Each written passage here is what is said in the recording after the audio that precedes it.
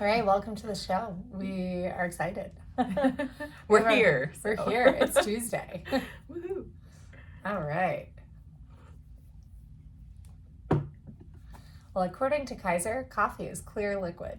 Good morning. Good morning. It's Tuesday. And we're recording today because, well, we're going to run on Global Running Day. That's right. So that's exciting.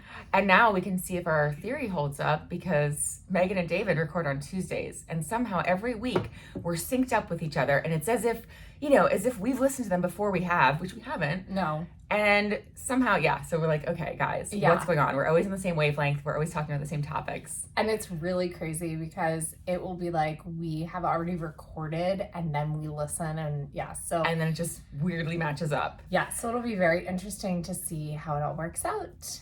And Oh, we should introduce ourselves. Oh, yeah, we should. I'm Naomi. I'm Liz. And we're the Run Galloway girls. And we are coming at you to talk about running and have some fun and talk about friendship and talk about having fun while you run. And I'll probably talk about my surgery, which is happening today. We're super excited to record this podcast. Yeah, I think we're at episode 28 or something, which is amazing. And we had zero technical difficulties this morning, so knock on wood, because let me tell you, every other week we've had issues where a mic doesn't work. We can't get a mic. Because it was on mute. We can't get a mic stand to work. We have a dog barking. She's here. She's chilling. She's figured it out. She's like, oh, I got this. We lay down and record in the studio. Okay. This is pretty incredible that we're already up and recording just 5 minutes into being ready. So yay. So we have some things prepared.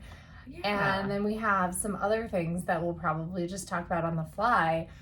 Most importantly, I want to talk about how the marathon is not the only distance out there, and every other distance deserves some freaking respect. Oh, yeah. Especially the 5K. Let's stop saying just a 5K, and let's give some freaking respect to how hard it is to run a 5K. I'm going to say under 30 minutes. Yeah, and I would say most it's hard. Serious runners do think the 5K is harder than the marathon. It's hard to run a 5K under 30 minutes. So if you're not under 30 minutes yet, it's hard. Make that your goal. It's hard to run a 5K under 28 minutes. Yeah. If you're not, it's hard to run under 26 minutes.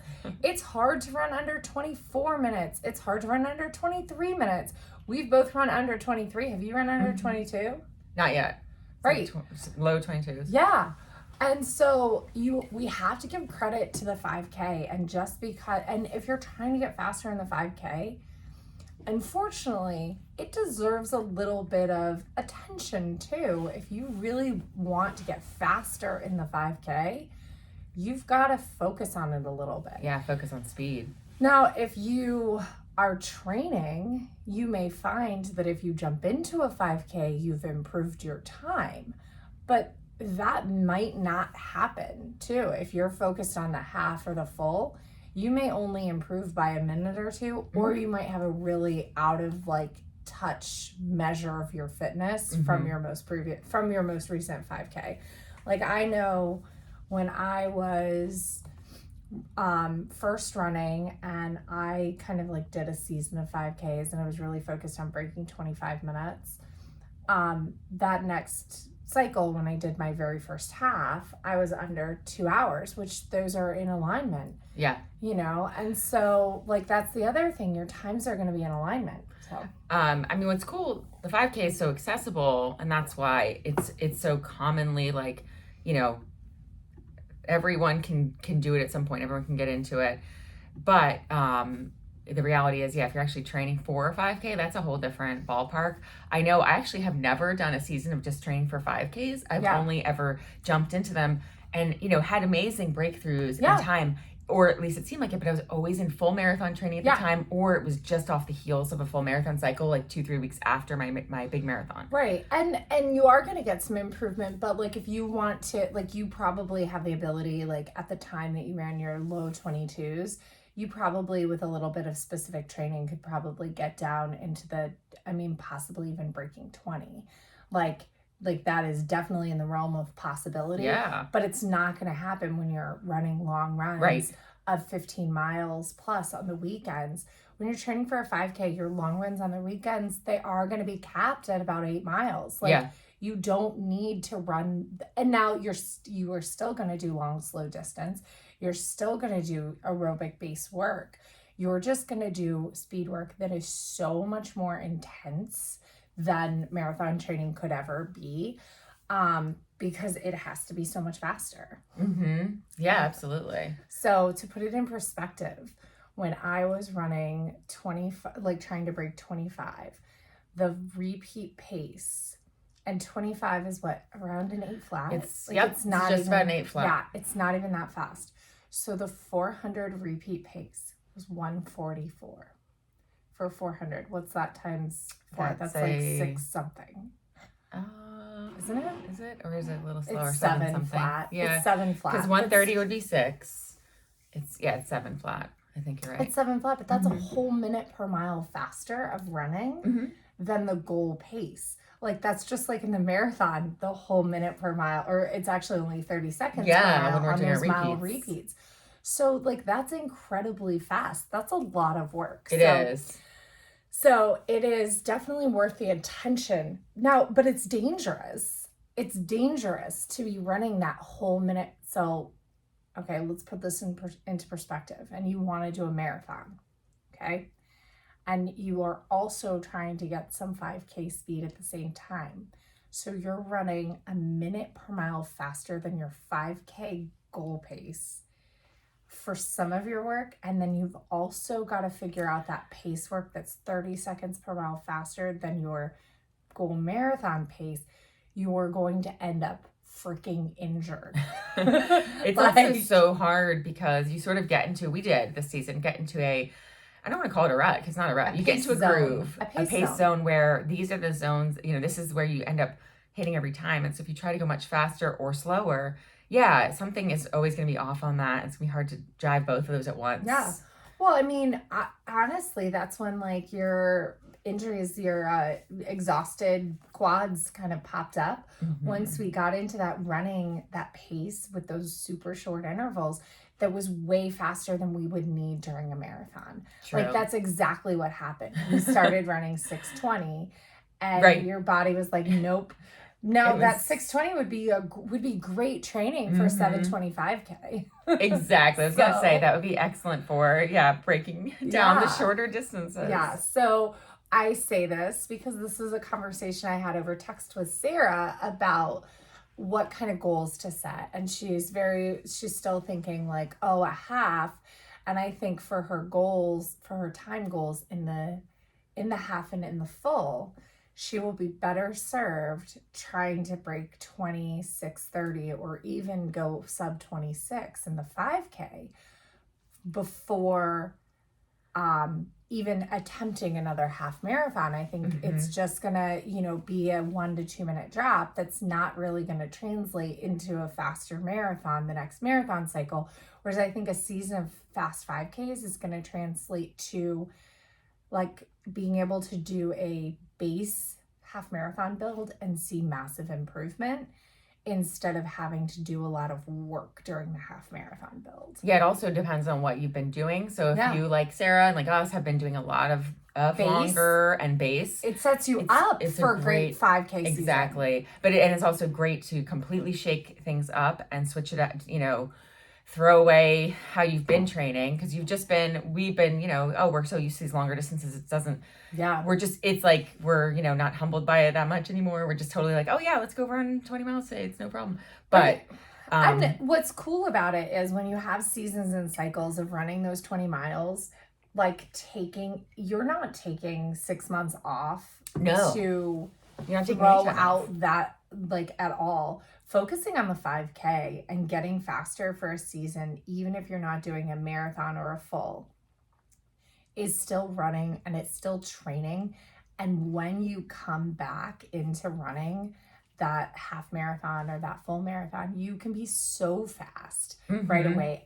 And you only need, and we've shown for a half marathon build, you only need 8 weeks. You could probably even with a great 5K cycle jump into a half marathon 6 weeks later and see massive improvement in the half just by adding the distance, backing off on the speed work, adding the long runs, and you can kind of show up and get that result of a PR. Yeah. Like, so that's the other benefit is like, you don't need to do the focus training for the half because you've done all this massive focus speed work training.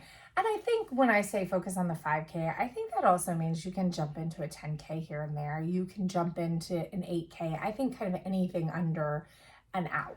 Right. It's that, like, there's a difference between those 1.5 and up hour distances, the 10 miler and up, versus those shorter where, you know, they translate a lot better and it keeps you in that same range. So, and what's cool is you can race like every 3 to 5 days. Yeah. Not every 3 to 5 days, every 2 to 3 weeks. Yeah. Every 3 to 5 days.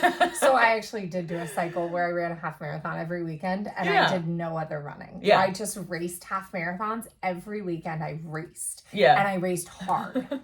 And I did actually see improvement when I did that.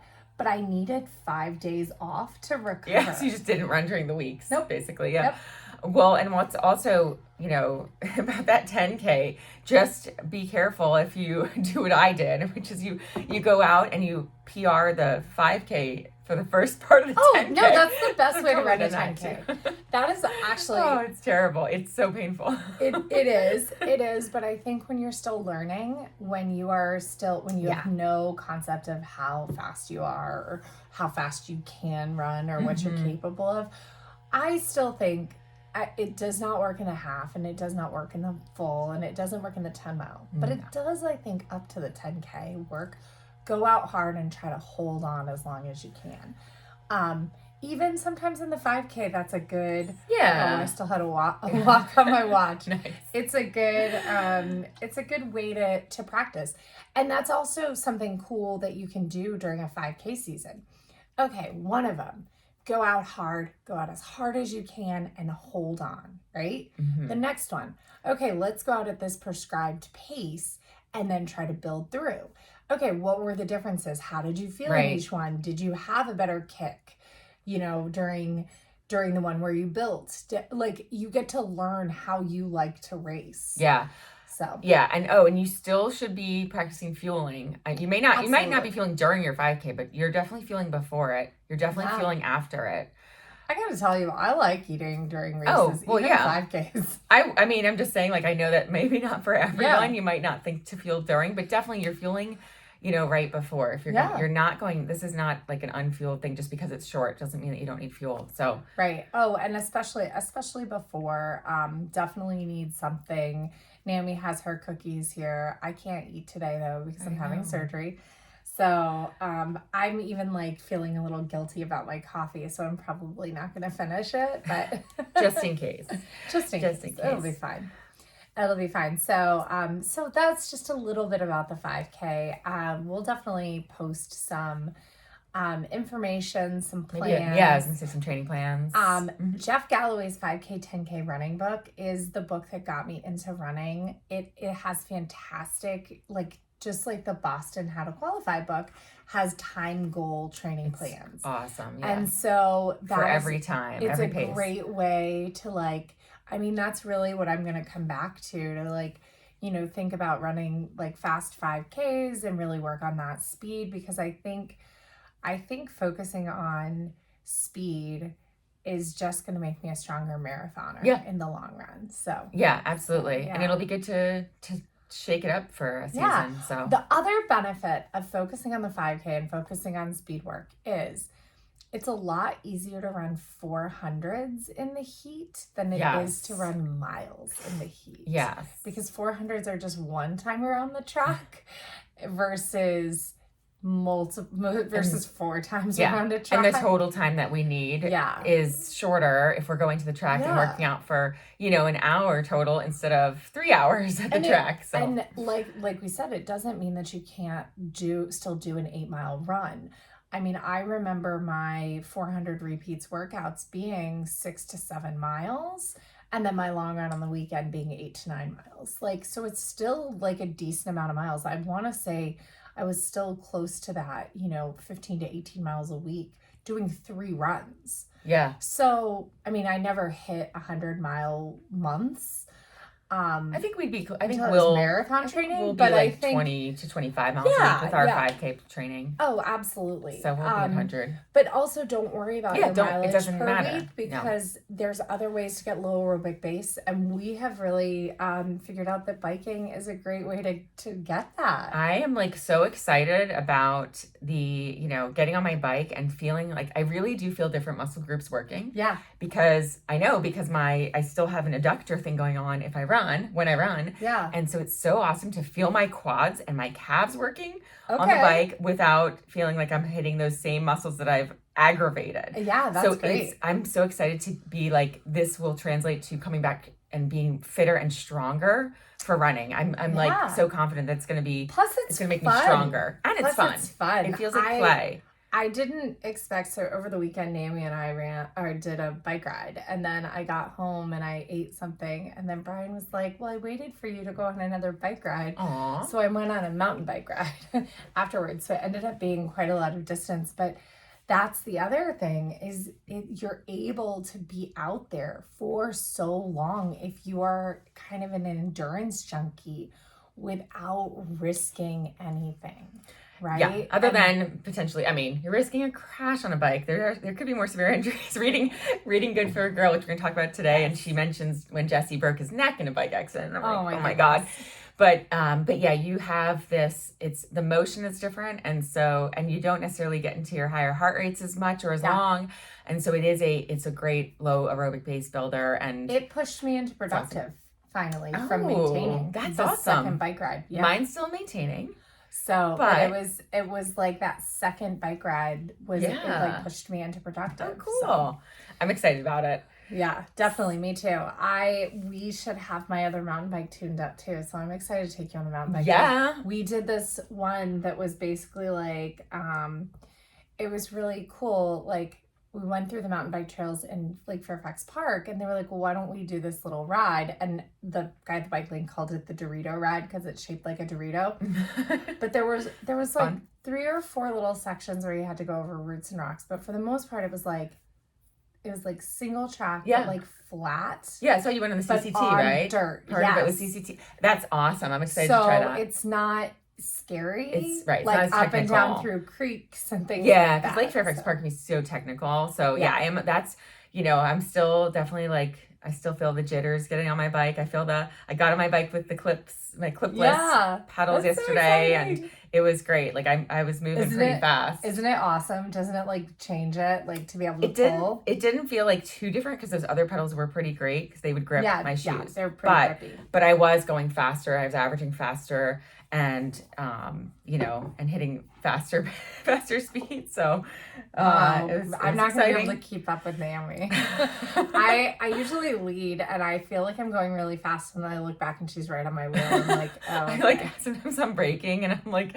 I don't want to get too close. But I just like try to chill. Like, I like to don't. I'm not push. trying to. No, I'm just. But pedaling easy. I like I've got.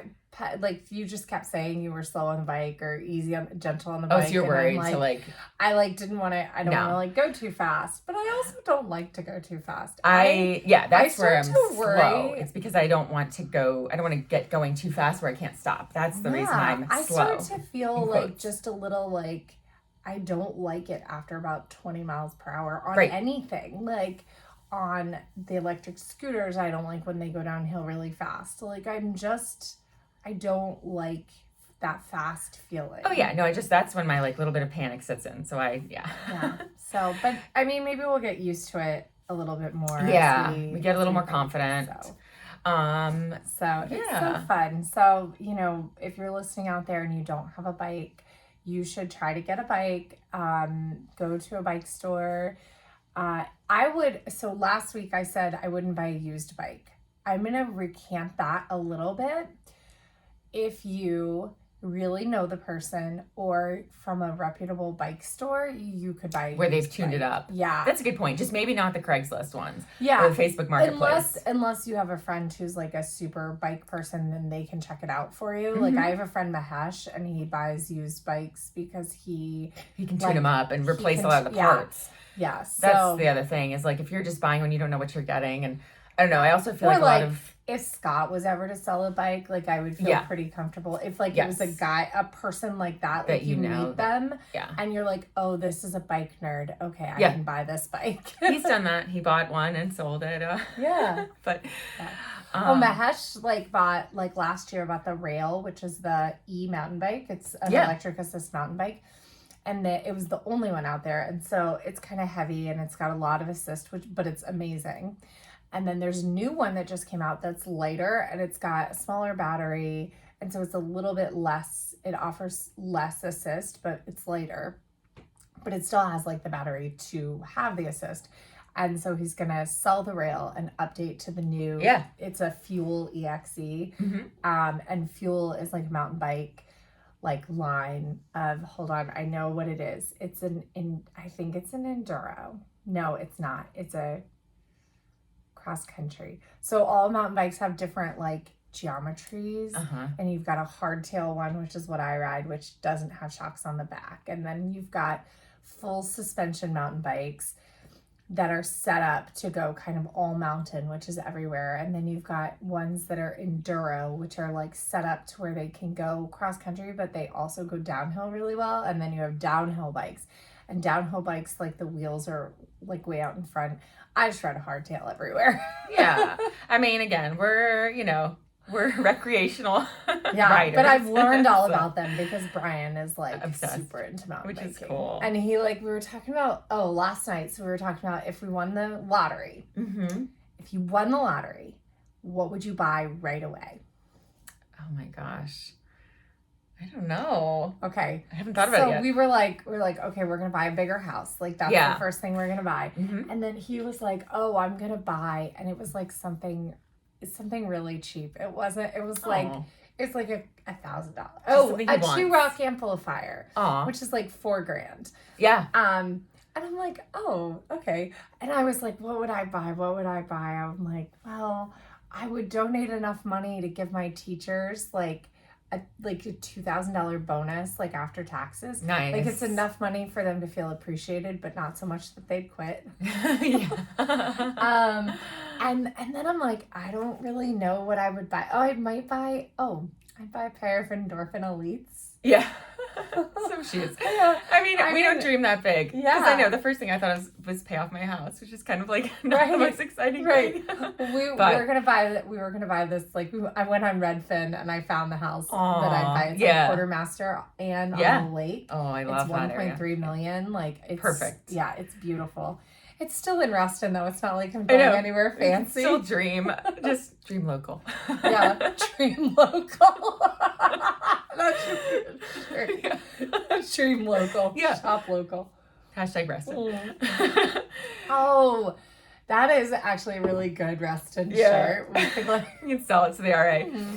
Or sell it at the brew house. Yeah. Or at Dream local. Hashtag Reston.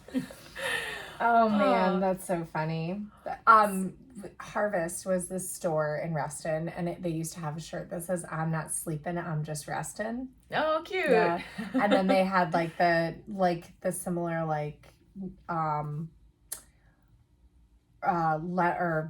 font as 90210, and they had, so our zip code is 20191 or 20190, but it used to be different. It used to be, I can't even remember what it was. Anyway, it had the zip code and it looked like the Beverly Hills 90210, but it said Reston, Virginia. That's fun. Yeah. Speaking of merch, we're wearing a couple of our shirts. If you're watching us on YouTube, we're gonna hopefully get some pre-orders up at some point. We gotta get some pre-orders up. But we do have some direct to print ones if you want to check out and support us. RunGalleyGirls.com/shop. And I think I've learned I need to like really like iron them a little bit more because they're like, my race team one is peeled up. I have to go fix it. You know what it is? It's that that's the stretch vinyl. I always had that issue with the stretch vinyl, so I need to just stop buying the stretch vinyl. So so a little bit about the 5K. I should probably mention, so my surgery, I'm having an operative hysteroscopy with a polypectomy today. I almost said tomorrow, today. I've had 2 hysteroscopies before. What that is they go into my uterus and they're gonna clean it out because I have polyps. And the idea is that probably the polyps prevent the implantation of an embryo. And so they definitely want to do it before, but some women have polyps and they still get pregnant naturally. Right. So they want to do it before we do our transfer and head into our IVF cycles. So that was a surprise that I found out last week, although I should have been prepared for it because once you have them once, like they come back. So how are you feeling about surgery? I'm nervous. Are you? I'm nervous, which is funny because I love going under anesthesia. And so it's like funny that like I'm nervous about this because I've gone under, let's see, since last year, I've gone under for 5 IVF cycles, for PRP, and to have 2 teeth removed. Oh my gosh. So 7 times I've gone under anesthesia.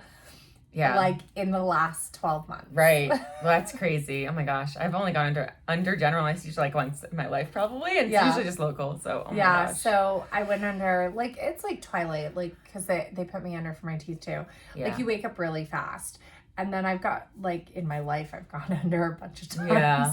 Because I went under for, like, my tonsils, my wisdom teeth. Your other surgeries. You know what, though? When I had my knee surgeries, they just did a spinal. Did they? Okay. I wanted to watch the surgeries. Yeah. So. Yeah, I know. It's pretty fun. So I watched my knee surgeries. So. Hopefully it'll be pain-free and quick. It'll be a good nap. You'll be set on your way. And, like, I think I'll be okay. Like, I ran after, no, maybe I didn't. I definitely worked and was up and around after that day. The last one. Yeah, we'll so I'm hoping to be able to run tomorrow because it's World Running Day, Global Running Day. Mm-hmm. Well, I'll definitely, run. And even if it's just like a 15:30. Yeah, we'll figure out, what you can do. And it's all for good reason. So, let's jump to this. Cool. So, I'm reading Good for a Girl, Lauren Fleshman's book, and like it made a notebook. Oh, I know. If you have it on your Kindle, which is how I have it, you can actually download the Kindle app and share your annotations when you highlight pages in a Kindle. Before I did, how do I go back and see those other than on my Kindle? And you can actually download the Kindle app and then share them. You can basically email them or share them anywhere, and it takes you to all of your notes, which is so cool. That is very, very cool. And I think I sent some more this morning, but I don't know if they went through. But so really what the first half of the book has been this huge, the information that she's gotten there about her personal experience, but also in general about, mostly about really the culture around women and athletics. And I mean, it's women, in general, obviously, like we're all being trained from a young age to want to be smaller and be thinner and not eat as much and not take up too much space.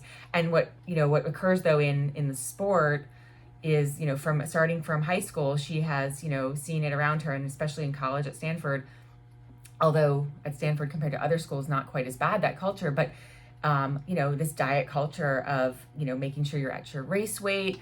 And then she actually, when she goes to turn pro, and Lauren Fleshman she held the 5K record. She's a world class runner, even though she doubted herself quite a bit. But when she went to go pro right after college, she ended up, trying to get back to that racing weight because she just, everywhere she was seeing, she was not as small as like the Kenyan runners. She's 5'8". She wasn't as light, and she saw that Paula Radcliffe was about 10 pounds lighter and the same size as her, and with the marathon world record, and decided that, she should go for go for that weight, and she ends up with a stress reaction that then turns into a complete fracture. Even though she gets off of it, she doesn't run for 4 weeks to try to qualify for the Olympics again, and she and it fractured anyway, even though she was only pool running.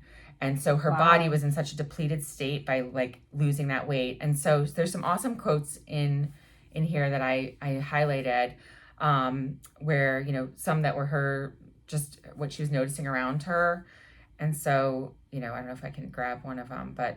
Well, I mean, I remember actually reading in Runner's World, when I very first started training, I remember reading that you are, and this is a trigger warning before I say this, because this is not true, that you are 2 seconds per mile faster for every pound you lose. Mm-hmm.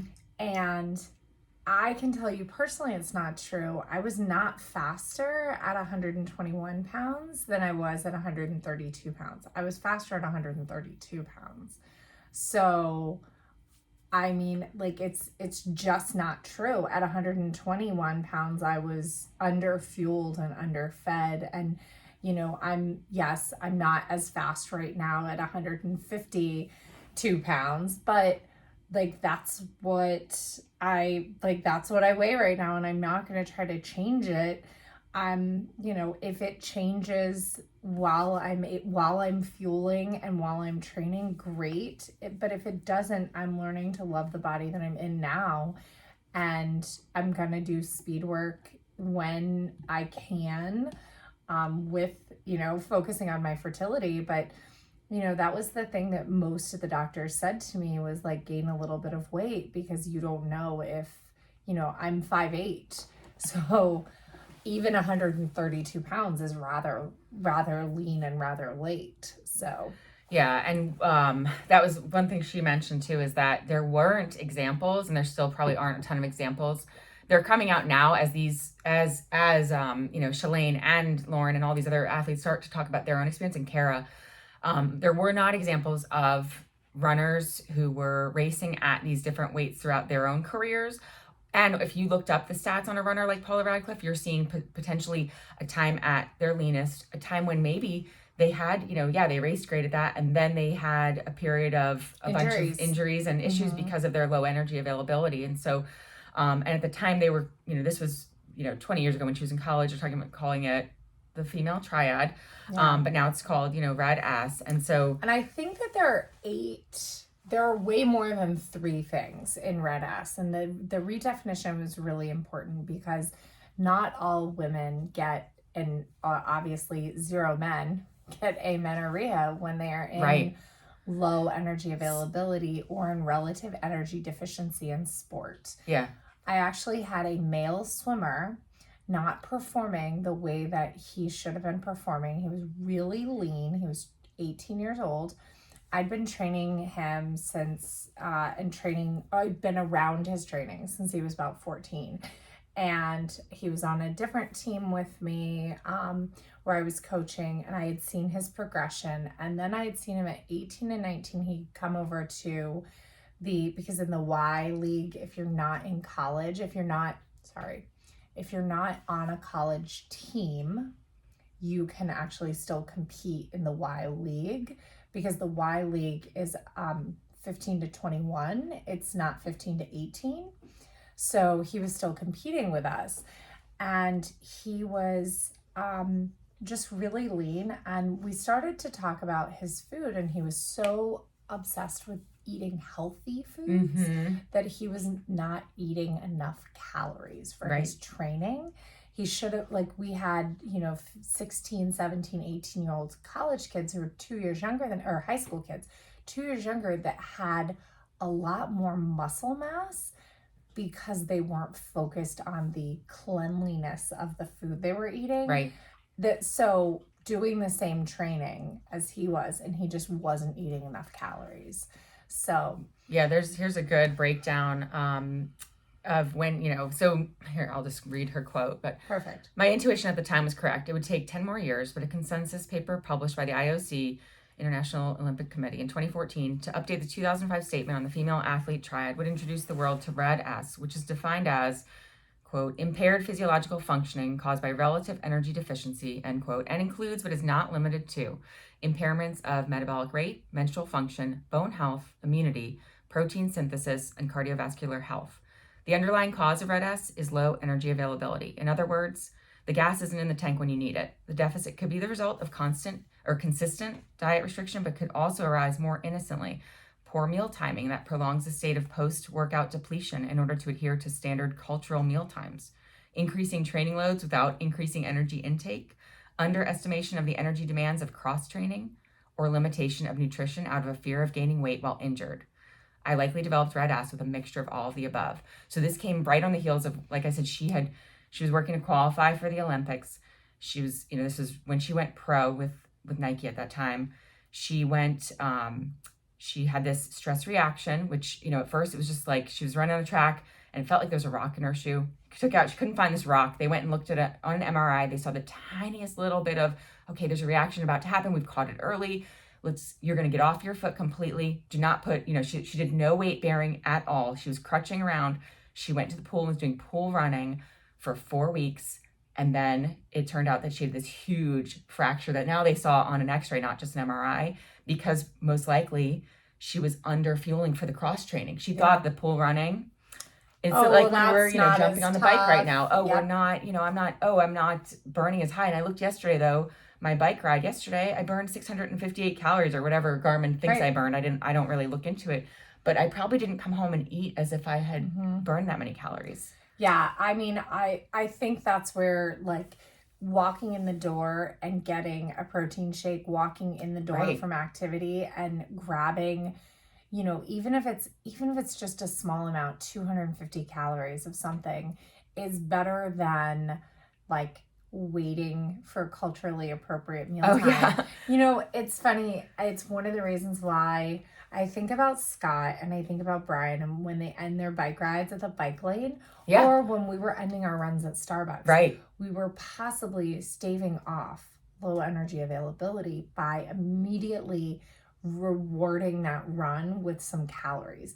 And we don't do that as much, mostly because we enjoy our coffee at home and we have other things but I'm starting to think okay, I really need to make a more concerted effort to mix up that protein shake, possibly even prep it before I leave. Stick it in the fridge. Even if I don't fully mix it, just have literally put the powder in the shaker bottle so that all I have to do is add the water and shake it up. No, I 100% made that mistake yesterday because I went straight from the bike ride to my daughter's school. She had a poetry reading. They had all written poems. And then I got home and got on work, I was like, I need to go eat, but I also need to get a bunch of work done. And so I pushed off eating.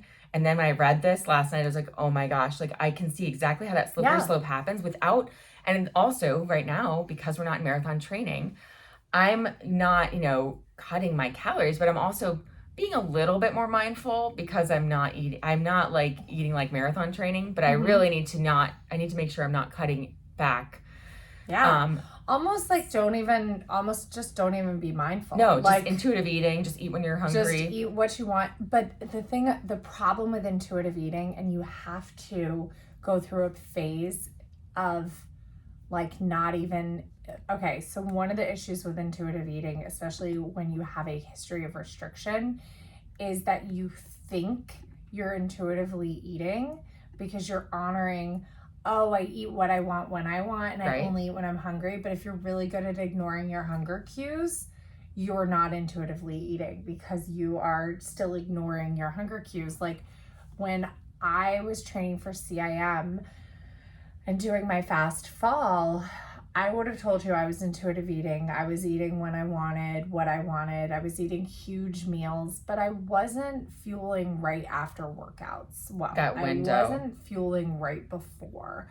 I was eating things like chips and guacamole because that's what I want. Well, that's just what I want. But honestly, that probably wasn't enough calories at the time, right? So I had weird eating habits just because I had patterns that those were my weird eating habits. But this is normal for me. Well, it's still I look back and I'm like, okay, just because it's normal for you to eat 400 calories of chips when you just got back from a run. Like, this is not the fuel that your body needs. So I don't know. I think that it is almost when you're recovering from having restricted at any point in the past, you almost have to kind of like go the opposite way, but tracking can be triggering. Oh, for so sure. It's almost like you have to like say, nope, this is time for a snack. No matter if you're hungry or not, it's time to eat it. Yeah. You know, because restricting can be such an easy thing to fall back on. Right. I know it is for me. Oh, it definitely is. And like, that's what Lauren Fleshman, what was the killer was that she had moved in with this 83-year-old woman who was a former sports reporter, and she was eating what this 83-year-old woman ate because it was just easier to eat what she ate. And she saw it also as this like, oh, as she had to track her nutrition as a pro athlete, but she saw it as like, oh, cool, I'm going to lose weight by doing this. And it only took 6 weeks. She lost however much weight. I don't know if it was 10 or 12 or whatever pounds that she thought she needed to lose to get to Paula Radcliffe's weight, which was, again, way too low, for her. It just wasn't a healthy weight, obviously. She ended up developing red S. Okay, and we're talking about, I believe these weights that we're talking about is 5'8" woman and around 120 pounds. Yeah, because she went these from, are not, she had gained up to 135, which was still for 5'8", very lean. And these are not like intentional. No. These are not, reading in the magazine, Katie Holmes 5'9" and 108 pounds. These are not 108. Like, these are still relatively what might be considered something. Healthy, quote, healthy weights, but they're not. Like, they're just not. And what really, is evident now, like, we're obviously well past this age, but that 18 to 22, and it's really up to 26, is that time frame in which, a woman's body, obviously physically there's developments going on that for men it's very different. They're hitting their peak during 18 to 22 years old. And for women, we're actually building our entire bone bank. So if you're restricting calories at all before the age of, especially the age of up to 26, when women's endocrine systems are building that bone bank that we're going to draw from our entire lives, you're putting yourselves in a deficit for your entire life. So it might look like, oh, but I'm running faster at this time. So this is, I don't know if we have any listeners out there that are in their early 20s, but probably have some people who are parents of people at that age. And it is so critical to not restrict calories and to have like open discussions with your kids about why, about why we're trying to change. The fact we're trying to change the narrative around diet culture, like, right. I've heard it from, small children. They're worried about getting fat and they think, oh, well, I'll just eat less. That is still what, is going around in the elementary schools. I heard this one time, that, somebody, I can't remember if it was on the news or something, but it was basically that, disordered eating could start as young as 10 years old. And I was like, it starts younger. Like, I remember at 8. I remember at 8 already thinking about my size and my restriction of food.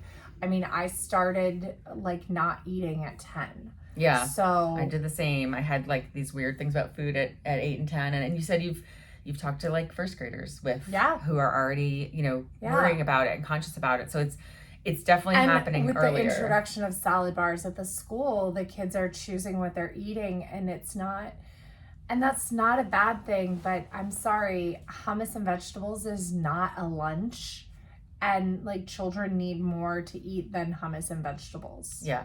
No, if I order hummus, like we did at work the other day, I order 2 or 3 times the amount of pita to go with it. So I'm making sure I'm eating quite a bit. I had the hummus. It's not just hummus and vegetables. It is hummus and cauliflower, gluten-free cauliflower pita at Silver Diner. And I ordered that and a BLT. Yeah. So I had a whole appetizer to myself and a BLT. It was delicious. Yeah. I think what, a lot of people aren't realizing is that you're not, it's like you're not getting enough and you're not realizing what you need. Even if you're tracking to some extent. And I would say, as a runner, If your sleep is at all disrupted, if you are tired at all, if you feel like you're not sleeping well, if you get colds, lingering colds at all, these are 3 big indicators that you are possibly in low energy availability no matter what your size is. Yep. And increase your nutrition for a week and see if any of these things improve. Yeah, and the other big one is you go to a workout or a race, you got that 5K and you fail to, you don't have any pep in your legs, you don't have any go. Yeah. You can't sustain the pace that you should be able to based on your training. And that's a big indicator is when you feel like you're feeling low, like you just don't, you don't have the energy. Or if you're like, you're dying 10 miles into a half or 18 into a marathon, the wall with appropriate training, the wall should not be hitting you. If you are going out with appropriate training and appropriate pacing, you should not be hitting a wall if you are fueled correctly throughout your entire cycle. But, and we've talked a little bit about gut training and trying to take more while we're actually running. Part of it is also taking more fuel throughout the entire cycle to make sure that you're actually building fitness and you're not just staying where you're not just holding off decline. Because that's the other thing I think about sometimes is maybe like in the past we could have been way faster if we were focused a little bit more on this piece of our training, right? Like, because we got fast. We were really great, but, we also weren't really focused on the food side of it and the fuel side of it in a way that maybe we should have been. Or, if we can mix that now with aging athletes, I mean, we do the age adjusted calculations and then we'll see, because now we are we're trying to properly fuel again. I still have days where I feel like I'm falling back. I fall into bad habits too. Yeah. I did kind of see and I shared it on the podcast before. I Googled how to lose weight and still train. And I was shocked that it was 40 calories a day. And I'm like, how do you even calculate that? It's so, because again, there's these daily fluctuations because especially if you're marathon training or half marathon training, you're going to have deficits that you can't outrun that single day. So on Sunday, long run day, you may have a deficit of more than 1,000 calories. You may make up a lot of it on Monday, but you're always gonna have deficits. So it's really hard to calculate a tiny little deficit, like 40 calories. The other thing is, and Swap mentioned this, conventional nutrition advice of not drinking calories and not all of that. It's not for athletes. No. As an athlete, get some freaking juice. Come back, okay, you don't want to eat right away. Drink a 16-ounce apple juice and you get 280 calories right there. Yeah, Gatorade is awesome. But see, even Gatorade is low calorie in comparison. And I was going to say some of them are lower than others. 8 ounces of Gatorade is 50 calories. 8 ounces of juice is 100 calories. Yeah. Or 90 calories or something. Something like that, yeah. So Gatorade is about half the calories. Soda is awesome. Yeah, we love soda. 150 calories and 12 ounces. Yeah, exactly. So that's where don't drink your calories. As an athlete, drink your calories. Yeah. Go ahead. Yeah, that advice is not for people who are moving. Because then if you do want vegetables and hummus as a snack because you like it, not because it's healthy, you are still getting adequate calories. If you're having vegetables and hummus and water, that snack is not, and some people even say, oh, that's what I had for lunch because it's so healthy. And yes, there's great protein and fat in hummus. That's awesome. But pairing it with vegetables, I don't even know what hummus is, but let's say you have a lot of it. No, I mean, how much calories? Let's say you have a lot of it, like a big tub of it. It does not have a lot of protein either by itself. But a big tub, I would imagine, is at most 500 calories. Yeah, not even probably. The whole thing of hummus with carrots and cucumber, that's 500 calories. After a run or as an athlete, your meals need to be 700 to 1,000 calories. Right. 700 to 1,000. and I hate to get into the calorie, like of how much things are, but pretty much if you're training for a marathon, if you're running 30 miles a week, probably, and you are, at least 120 pounds, you probably need 3,500 calories a day. Yeah, actually, that's a perfect segue into this article that Stacy Sims posted, and she shared this study, which is actually a really great study to look at because it's pro soccer players or football players, but not pro or collegiate or anything runners, because we know runners, we know that there's this stigma about, or this like thought about racing weight and being leaner as being faster.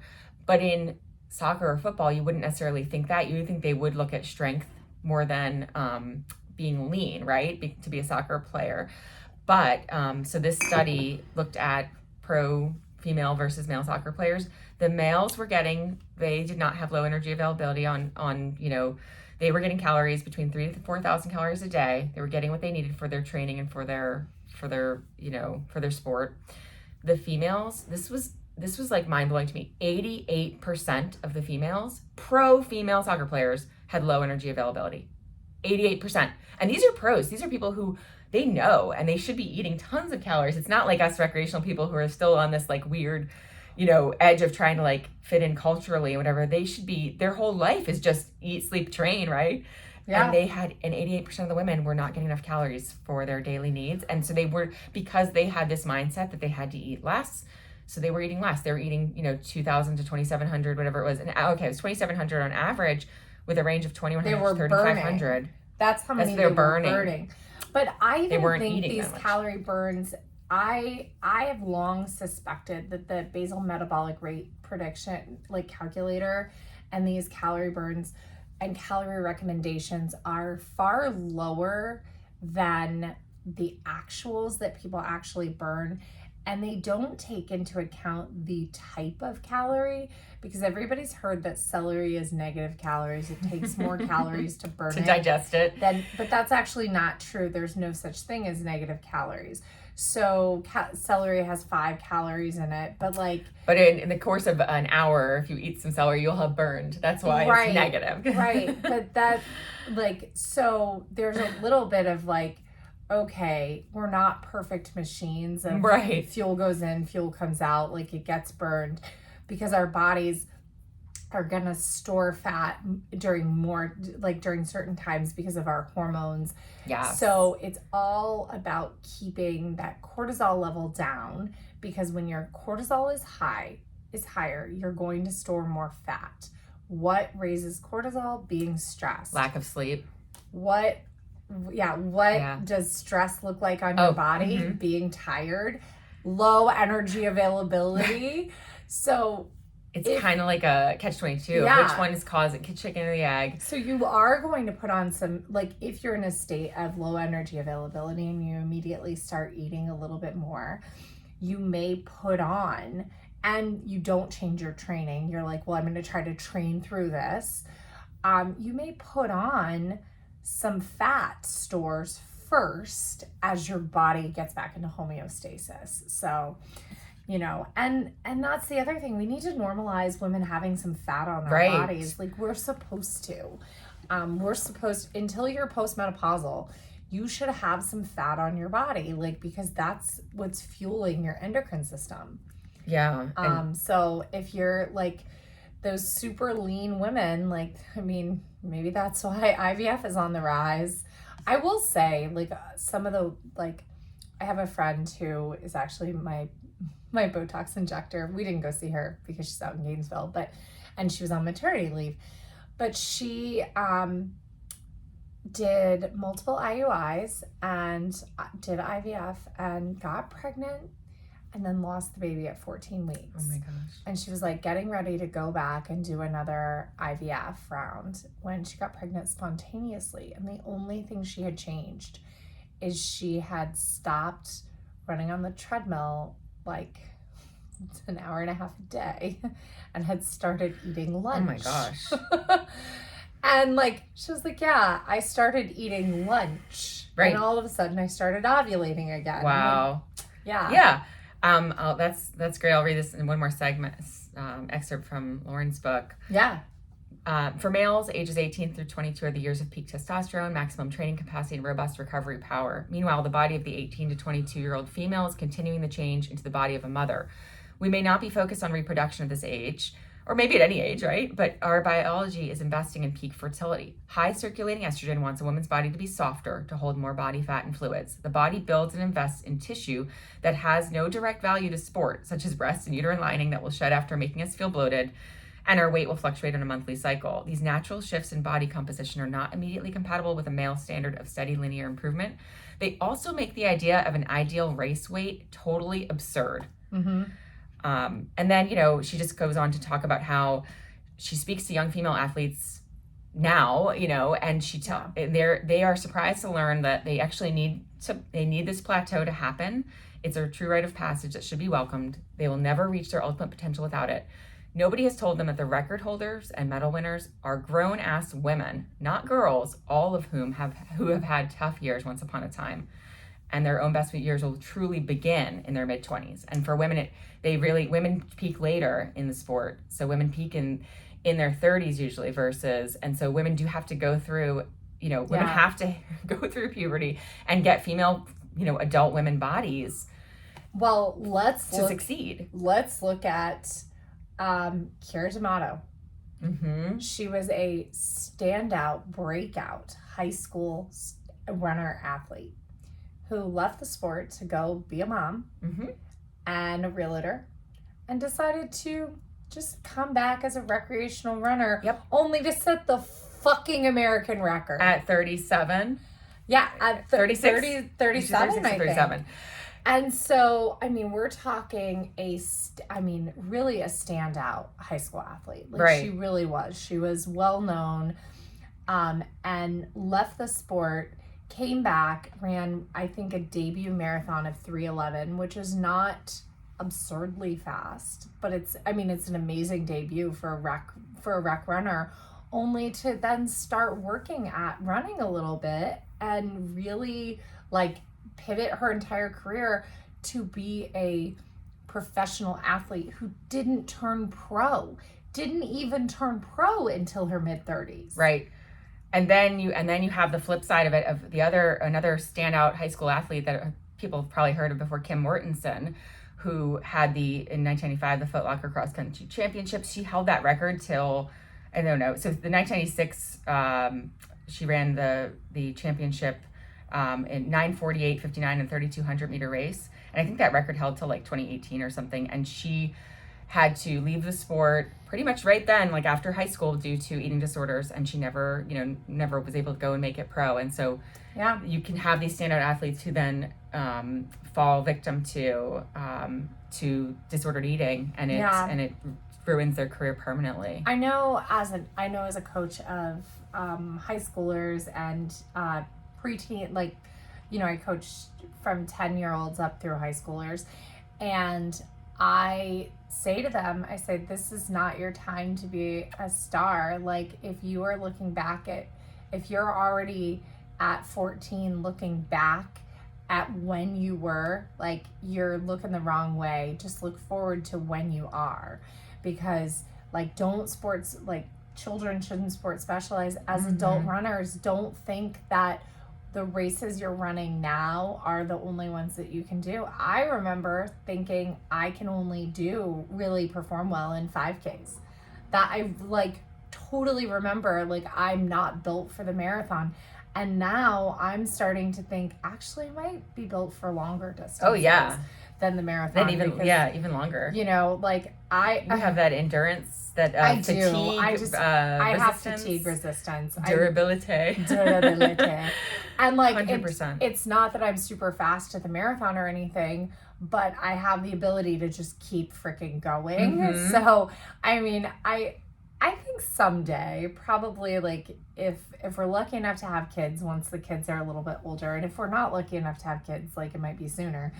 I think I will, eventually try to do like some more 50Ks, possibly Yeah. 50 miler, possibly 100K. I don't know about 100 miler. It seems like a lot, but who knows? It's a Who lot, knows? but maybe. Yeah. I mean, I think we need to get probably once. I think we need to go do the Damn Yeti Creeper Trail Okay. when when it makes sense. It's 55K. Oh, I'm super in for and it's that.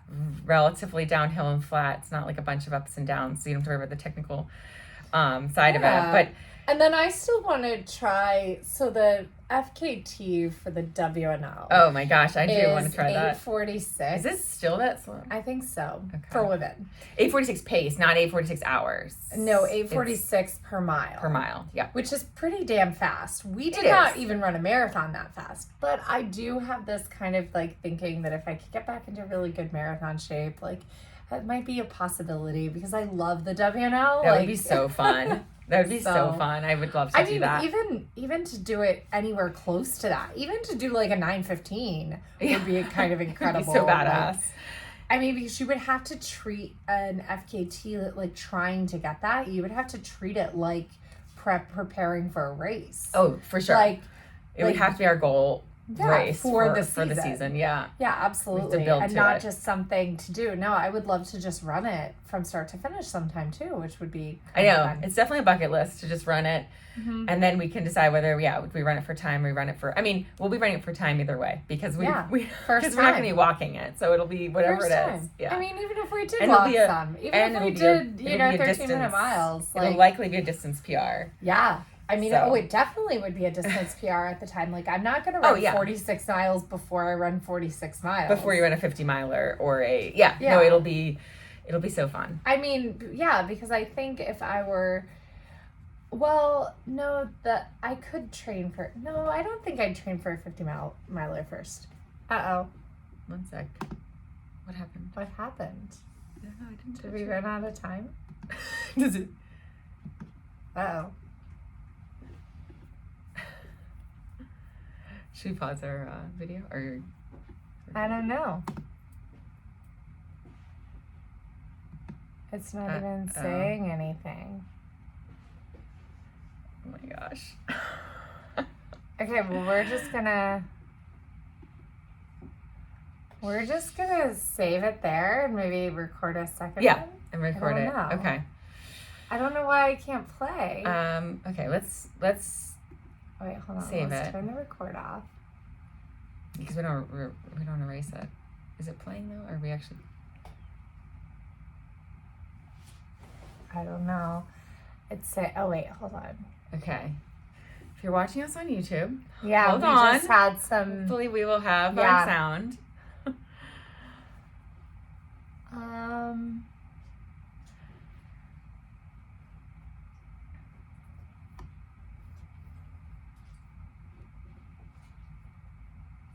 Well, Should we export it just to? yeah. Then we can just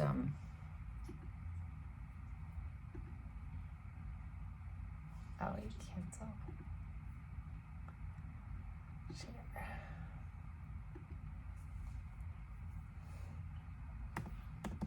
28? yeah. I think so. That's crazy. Let me double check.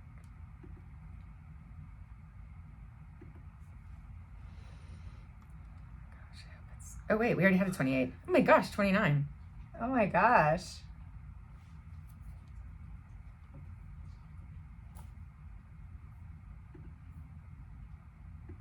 Drop Pixel. Oh gosh, please. I know.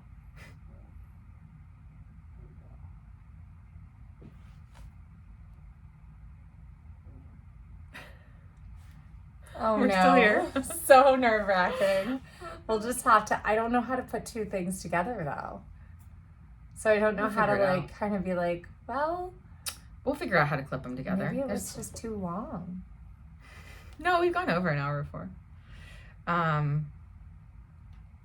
What did we do? Splice together.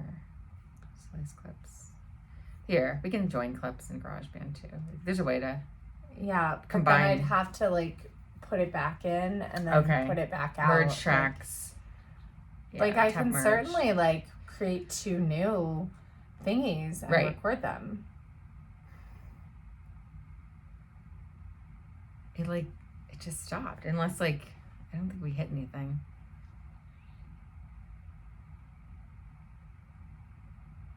But why won't it play? I know. Because it I'm played hoping back it will. before. I'm hoping it will. It did. I'm hoping there was just something we. Shoot. Oh my gosh. We could just also We'll have the audio from there if we Yeah, need to. that's fine. Worst case, we'll have audio in there. What the heck? It looks like it's there.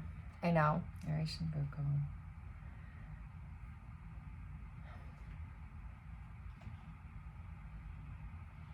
Oh, I missed Okay. that one. Okay. 29. I can change the title.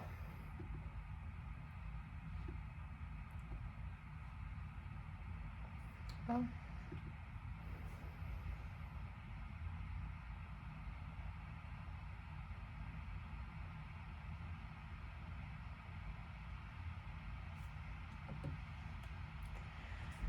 Oh goodness.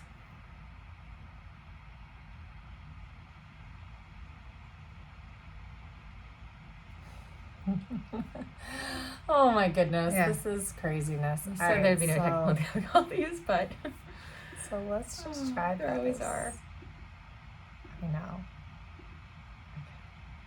Where's our line now? There.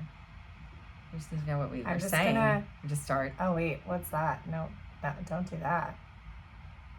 Okay, is this recording? Okay. Oh yeah, it All is. right. Okay, so we just had a little pause or some technical difficulties, and for some reason we can't play back. So we'll see if there's sound or not. But and So- we did find out we're actually at episode 29. Oh yeah. Wow. Episode 29. So thank you guys for joining us. We're sorry that there's kind of a little abrupt end and a little pause because we had a random technical difficulty. And so, yeah, I think that is the universe saying, you guys are done for today and let's move forward. And hopefully we'll come back with another episode this week or Yeah. episode 30. Yeah, and Wow. also go eat. Go eat. Except for Liz, me because she's because got I surgery. have to fast. I was so worried because they're like, your surgery's early afternoon, and I was like, Oh no, it's the worst. but it's at 10:45. Thank goodness. Thank goodness. So Oh my gosh. yeah, oh my gosh, it would be so bad. So have a wonderful Tuesday. Have an incredible global running day tomorrow. Yeah. Definitely share if you listen to this podcast. Yes. Definitely share it in your stories. Tag us. We would love. Yeah. And if you to can see rate it. us, Yeah. subscribe, or send write a little review if you want to, because that helps Yeah. people find us. There have been some awesome more reviews that people have posted, so thank you guys And to for support the love. support the podcast, go to RunGallowayGirls.com/shop. One of the best ways that you can support the podcast is by shopping Beauty Counter. That's beautycounter.com/RunGallowayGirls. We actually earn commission from sales there, and we love the products. So feel free to reach out if you have questions about what you should get. And have a wonderful, amazing day. Yeah. And go eat a snack. All right. Bye.